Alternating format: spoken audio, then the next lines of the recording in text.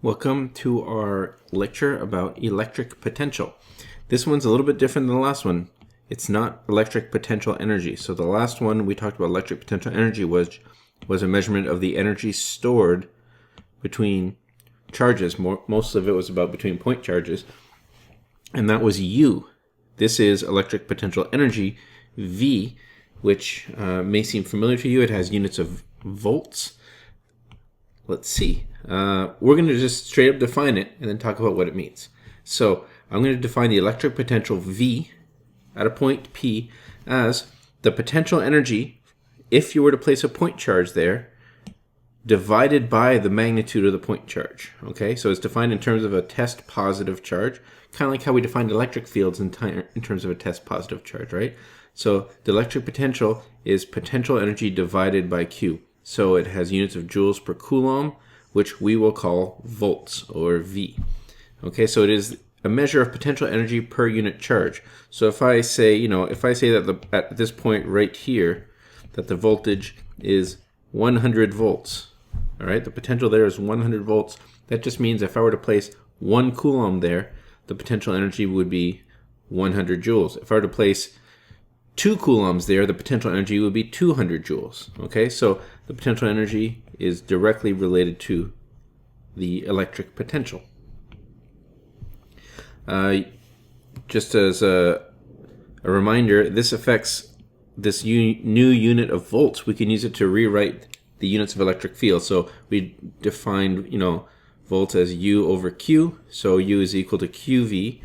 Electric potential energy is equal to the particle's charge times the electric potential energy divided by the unit charge. So let's rewrite the units of electric field, which is newtons per coulomb. Okay, so I can replace basically the electric field is using just sort of all the different units involved, newtons, coulombs, volts, joules. We can rewrite the unit of electric field as a volt per meter. And we'll talk about volts per meter when we get back to electric fields. So in the case where it is a uniform electric field, where the electric field is just a constant value of E, like between two parallel plates like we saw before, we saw that the potential energy was Q times E times S. So if I define the voltage to be potential energy divided by Q, I just divide out that Q.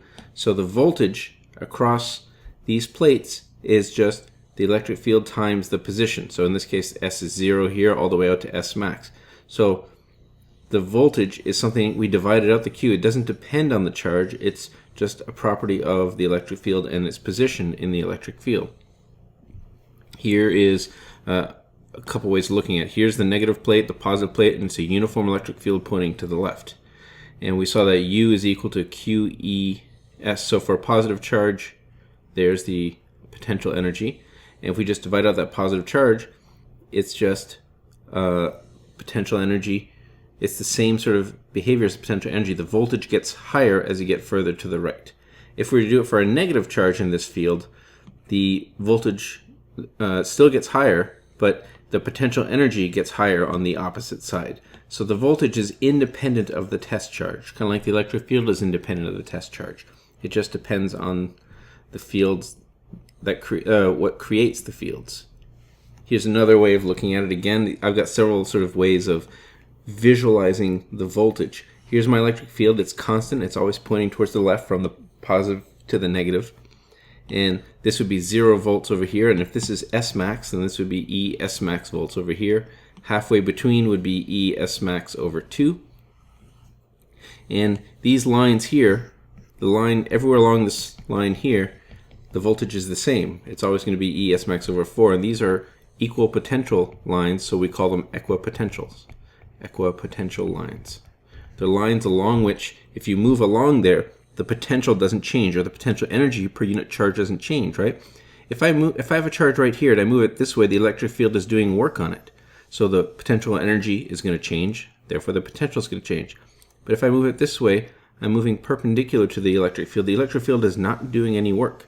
So the electric potential is constant everywhere along this line. Equipotential constant. It does not change its potential energy.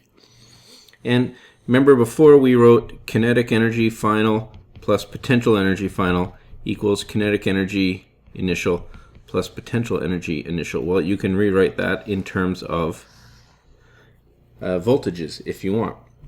So for a positive charge that goes through, and if I can rewrite this, right, as a K final plus Q delta V, where delta V is V final minus V initial, is equal to K initial, right? If the particle goes through a certain change in voltage, I can measure its change in kinetic energy. So if a positive particle goes through a delta V that is greater than 0, then delta V is greater than 0, then it's going to slow down. But if it goes through a delta V that's less than 0, so if it goes through minus 100 volts, that negative 100 volt change is slowing it down. But if it goes through plus 100 volts, the plus 100 volts is speeding it up. Here's sort of a three-dimensional look at it. If I have some electric field throughout all space, there could be these equipotential surfaces. So any motion along this V1, let's say this V1, oh, it's written right there, V1 is 100 volts. So if I move anywhere along this sheet in 3 dimensions, for example, this path here, there's no change in voltage. Path 2, even though I leave the sheet, I come back on, and here I end up where I started, so delta V is 0. So delta V in case 1 is 0. Delta V for path 2 is also 0 because you end up on the same sheet that you started with. But let's look at delta V for path 3. Delta V for path 3, it starts off at 100 volts, but it ends up on V2, which is 80 volts. So it's actually going to be 80 minus 100, so it'll be minus 20 volts. What about delta V for path 4? So in this case, is there a path 4? Yes. In this case, it starts on 1. It also ends up on 2. It does a different path, but it's the same, right? Why don't you try delta V if it goes for, I'm going to say for path 6, it goes from V3 and it goes through a circuitous route and ends up on this one here. Well, in this case, delta V for number 6, what do you think it's going to be? It'll be the final minus the initial. So the final is 100 volts minus the initial, and V3 was initially at 60 volts. Right, so the delta V in that case is 40 volts. Here's some more equipotential lines and electric fields. Here's a uniform electric field pointing to the right, and these equipotential lines are perpendicular to it. Remember, the equipotential lines are always going to be perpendicular to the electric field line, because the electric field line is the direction of the force. If I'm moving perpendicular to that, the force is never going to be doing work on the particle. Here's the equipotential lines for a point charge. Point charge in the center, electric field lines pointing radially outward. The equipotential lines are circles around this spherically symmetric electric field. So at every point along here, the potential energy per unit charge is the same. And here's a slightly more complicated one. If you have 2 charges, a plus and a minus charge, the electric field lines point from the positive towards the negative, and these equipotential lines are going to be positive all the way around this. I have a simulation that I could add for this, and let's have a look at that. So let's look at this electric field simulator. If I place positive charge here, it doesn't quite draw electric field lines, but it shows these arrows pointing in the direction of the electric field, and they get dimmer as it gets weaker. And I can use a tool to plot these equipotential lines. So if I click here, that's an equipotential line. If I move along this potential here, the electric field is constant, or sorry, the potential is constant as I'm going perpendicular to the electric field, like so. And now I go further out like this.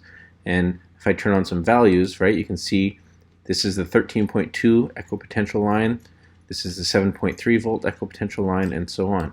And if I were to do, let's say, 2 charges like this, near the negative charge, there's a negative 18 equipotential line, there's a negative 7 equipotential line. Look at that, see how it gets warped as you get further out? And if I go over here, we get positive equipotentials. And there will be a spot somewhere in between here where it will be close to 0. So there's approximately a 0 equipotential line. It's slightly positive. But you can draw these equipotential lines. And I could make a wacky combination of charges and calculate the equipotential lines for all of them, like so.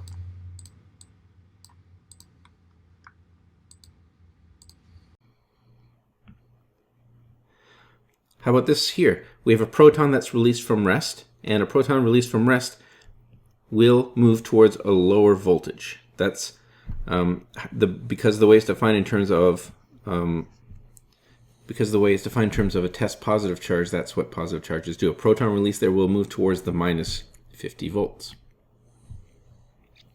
And so here's a particle, if it's at some initial speed here, and it has V initial, and it goes through a delta V, and its V final is less than its V initial, then that means it must have gone to a higher voltage.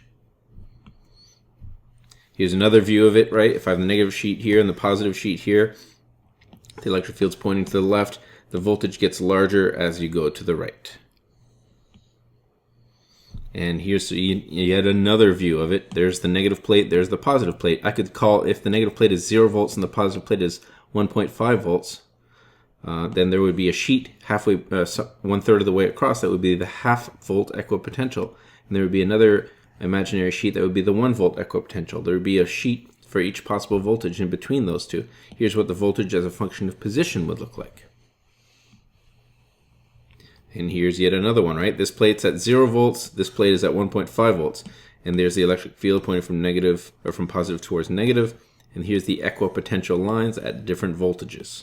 Right, so if I have a 1 coulomb let's move it over a little bit. Let's say I have a 1 coulomb right here, and it goes all the way to here. I just let it go. It's initially at rest. What is going to be its V final? Well, you would use conservation of energy, right? You would say E initial, total energy initial equals total energy final. So potential energy initial plus kinetic energy initial equals potential energy final plus kinetic energy final. It's initially at rest, so that's just 0. And potential energy initial will be just Q times V initial.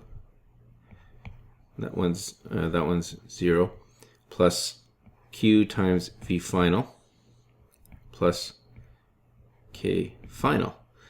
I move the V final over here, and I end up with Q V initial minus V final equals kinetic energy final. And this here is negative delta V. So I have that the final kinetic energy is going to be equal to minus Q times the change in voltage. Okay? So the change in kinetic, so Q is 1 coulomb. So I'm going to put in 1 coulomb. And the change in voltage, well, it started at 1.2 and it went to 0.3. Right? So it's 0.3 minus 1.2. So it's actually minus 0.9 volts. And coulomb volts ends up being energy. So I have minus 1 times minus 0.9. So it's 0.9 joules. So that's how much kinetic energy the particle has when it reaches that point. If a positive charge is released from rest, it moves in the direction of, give you time to think about it, 1, 2, 3, go, to lower electric potential. If it goes to a higher electric potential, that would slow it down, but from rest, it's going to on its own move towards a lower electric potential. Here's an example. A proton with a speed of 2 times 10 to the 5 meters per second enters a region of space where some charges have created an electric potential. What is the proton's speed after it moves through a potential difference of 100 volts? What is the final speed of the proton is replaced by an electron? Well, let's do the first part. So the first part, it's just conservation of energy, right? K plus QV. Instead of U, we just write QV. And we can rearrange it. Remember to write delta V. We know that delta V is 100 volts in this case. Delta V is 100 volts. So, and it's also, by definition, V final minus V initial. It's important to keep the difference between voltage and velocity here. So K final equals K initial minus QV. And you plug in for kinetic energy, you solve for V final. And you notice here that V final will just be V initial squared minus 2Q over M delta V. So it depends on whether or not delta V is positive or negative, right? If delta V is positive, it's going to change this to a positive and it's going to increase it. If delta V is negative, if delta V is positive, this becomes negative and this number becomes smaller than VI. But if delta V is positive, this becomes positive, and you're going to add to it. So it'll speed up if delta V is negative, and it'll slow down if delta V is positive. Okay, so for the proton, you plug in delta V of 100, and you get 1.4 times 10 to the 5. Now, if delta V is still 100, but instead of a proton, it's an electron, then this 1.6 becomes minus 1.6, and that means that it will speed it up. So in this case, it slowed it down, right? 1.4 is slower than 2, but when you change it to an electron, though, it speeds it up by a factor of almost 3. So remember, electric potential is defined as U over Q prime, where Q prime is the test charge. So if U between two charges is 1 over 4 pi epsilon naught Q prime over R, if I divide out the Q prime, I just get the voltage created by a point charge. It's just KQ over R. So we have what we need here. We can use this to look at the voltage created by a point charge. So if I have a point charge, what is the electric potential here? What if I want the point charge 1 centimeter away from a 1 nanocoulomb charge? So if I just have a 1 nanocoulomb charge right here, it's going to create a voltage everywhere around it. It'll create these equipotential lines everywhere around it. And it's asking what is the voltage here at 1 centimeter away. So it's easy. You just plug in your values. The voltage at 1 centimeter, KQ over R. KQR, 900 volts. So the voltage 1 centimeter away from a 1 nanocoulomb charge is about 900 volts. And we could also calculate it at 3 centimeters. It's 300 volts. The difference between those two would be the one at 1 centimeter and the one at 3 centimeters. Here is a couple examples I'd like to try. So first, let's have a look at this one here. I just have a charge Q, and I want to know what's the voltage a distance d away. At that little orange dot there, what's the voltage at that point due to the charge Q? Well, it's just going to be KQ over the distance d. It's that simple. What if it was minus Q? Then the voltage at this point would be K times minus Q. So it would be minus KQ over D. So the voltage would be like minus whatever the same value for the other one. How about these two examples on the right? Well, this voltage will also be KQ over D. The fact that it's on the other side doesn't matter. Remember, voltage is an amount of energy. So it actually doesn't matter whether or not it's positive or negative. Or sorry, it doesn't matter what direction it's in. It's going to be the same in either case. Just like this will also be minus KQ over D. So these two give the same voltage no matter what the orientation. Here, well, this charge is going to give us a voltage there of KQ over D, and this one is also going to give us a charge of KQ over D. They just add up because they're both the same, so the voltage here will be 2 times KQ over D. How about this one? Well, one will give us a voltage of plus KQ over D. This one will give us a voltage of minus KQ over D. So the voltage at this point will be 0. So I have a simulation. Oh, before that, this one here, the last one in the bottom right corner, there's 2 of them that give you plus KQ over D, and there's one of them that gives you minus KQ over D. So the voltage at this point will just be KQ over D because one of the positives is canceled out by one of the negatives. Now let's look at a simulation where we can do some similar calculations. Let's have a look at the situation so far. We defined the electric potential energy before for point charges as, the integral, or for any situation, the integral, the change of potential energy is minus the work, which we do by integrating the force. And for 2 point charges, we found the potential energy between them. And for a uniform electric field, it's just QE times the position. And from potential energy, we defined electric potential as potential energy over Q. So we can get the potential energy for 1 point charge, the potential created by 1 point charge, and also the potential in a uniform electric field. So they look kind of similar, but they're very different, right?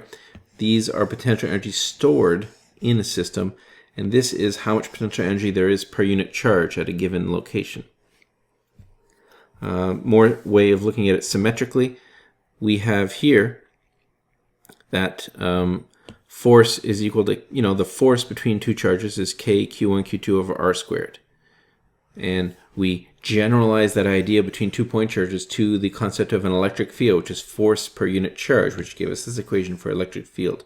Similarly, if we had the potential energy stored between two charges and we generalize it to the concept of energy per unit charge, just like force per unit charge, and that gives us an equation for voltage. So voltage is kq over r, and electric field is kq over r squared. They're very close. It's easy to mix them up. So let's do a couple examples. Here I have two charges, two electrons, located on the corners of a square.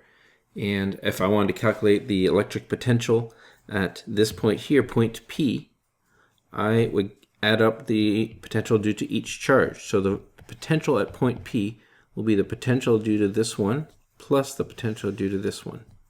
And if let's just call this A, this distance here. So if that's A and that's A, then what's this distance here? It's going to be A squared plus A squared square rooted. We end up with root 2 times A. So the potential due to the first charge, it's a distance A away, so it's going to be K times E over A. And the potential due to the second charge is going to be KE over that distance, root 2A. So you could plug in your values and calculate the electric potential in volts at that point. In this example here, if this has a charge of minus Q and this has a charge of plus Q, and they're both the same distance away, this is kind of like the example we saw before, then the voltage here will be, K minus Q over this distance A plus K plus Q over the distance A, and we get 0 volts at that point. Here, they're both negative, they're both the same distance, so if this is negative Q up here, that's A, and this is negative Q, then the voltage at point P will be will be 2 times K times minus Q over A. So it'll be minus 2KQ over A. And if I were to plug in the numbers, if I were to plug in 1 nanocoulomb, and I plug in K is about 9 times 10 to the 9, and the distance is about 0.01 meters, I get roughly, rounding a little bit, about minus 1600 volts for the voltage at this point P due to those two charges. And let's say I wanted to calculate the voltage at point A, right here in the middle of these 4 charges. They're equal magnitude, one of them is negative and 2 of them are positive. Well, you can probably see some symmetry here. This negative one will cancel out one of the positive ones because they're all the same distance, right? So the V to this one will cancel out the V to that one. So we just need to find the voltage created at this point due to these two charges. So we need to know how far here this is. Well, if this distance here is half a meter, and this distance here is half a meter, then half a meter squared plus half a meter squared, the distance between them is going to be 0.707 meters, roughly. And so each one, the total voltage at point A, will just be the sum of those two things, right? It'll be 2 times KQ, these are the charge Q, over A. And if you plug it in, you would get, let's see, about 25.5 volts. Okay, that one's easy because 2 of them cancel out. You just have to calculate one of them and multiply it times 2. If you wanted to calculate it at B, it's a little bit trickier. You have to find all 4 of them. Now, 2 of them are going to cancel out again, but the other 2 is going to be slightly different. So I'll leave that as an exercise to you. There's a derivation you can do to calculate the voltage created by a dipole. A dog wants out. Let me go let the dog out.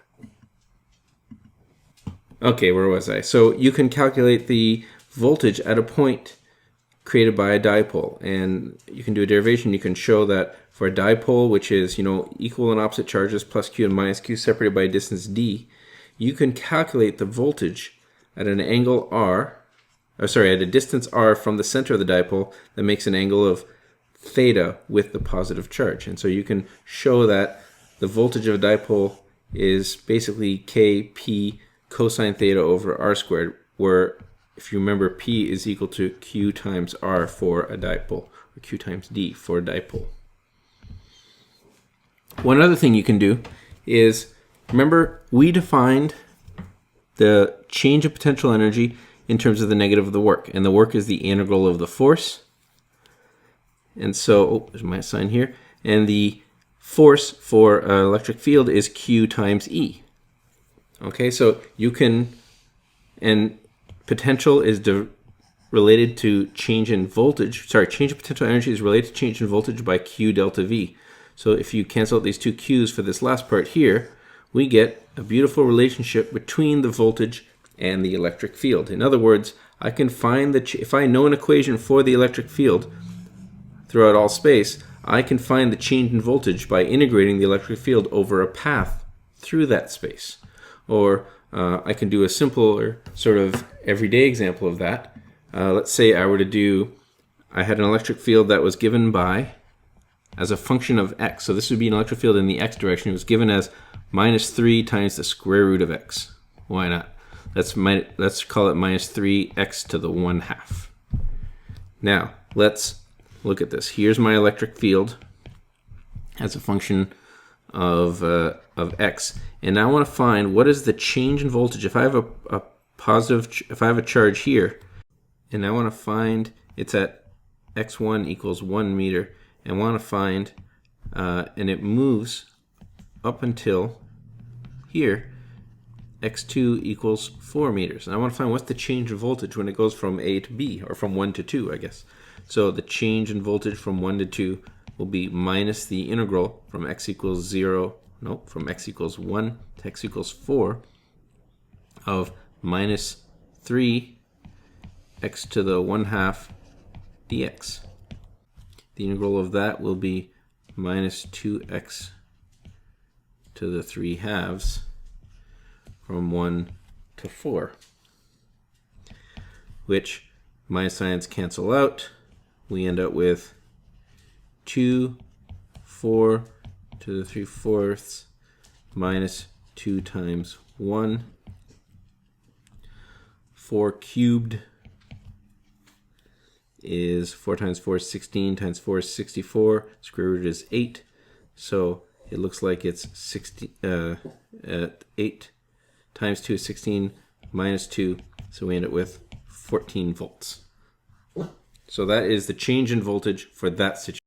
If you can get the voltage by integrating the electric field, then it's easy to show that the reverse must be true, that you can get the electric field by taking the derivative of the voltage. So sort of inverting that equation before, the electric field is actually the slope of the voltage. So the voltage is just a function of x, y, and z, right? It gives you at every point in space, it gives you a value for the volts.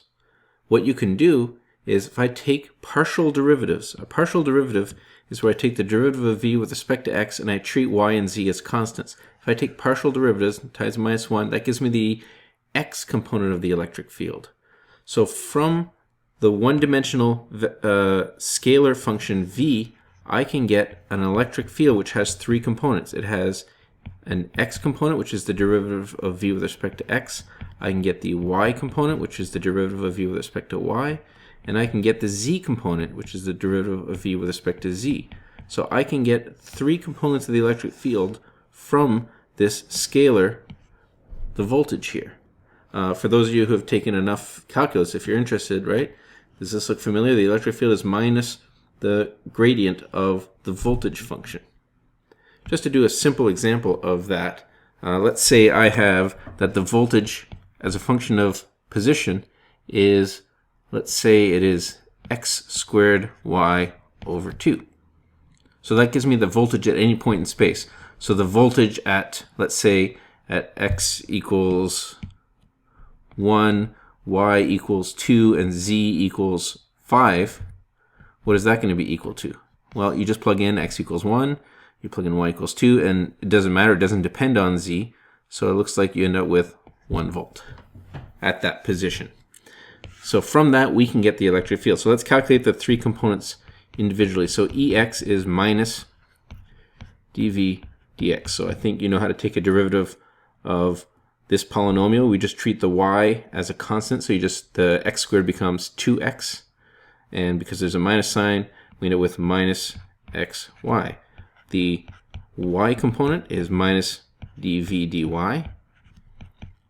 And there's just a y there, so it just becomes minus x squared over 2.